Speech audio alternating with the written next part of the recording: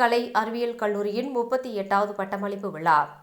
September 25 PSG கலை அறிவியல் கல்லூரியின் 38வது பட்டமளிப்பு விழா கல்லூரி கலையரங்கத்தில் இன்று காலை நடைபெற்றது. விழாவிற்கு வந்திருந்த அனைவரையும் கல்லூரி முதல்வர் செங்குட்டுவன் வரவேற்று ஆண்டறிக்கை வாசித்தார்.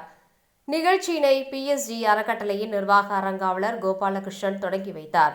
விழாவில் தமிழ்நாடு அறிவியல் தொழில்நுட்ப மாநில மன்றத்தின் உறுப்பினர் செயலர் வின்சென்ட் சிறப்பு விருந்தினராக கலந்து கொண்டு சிறப்புரை ஆற்றினார்.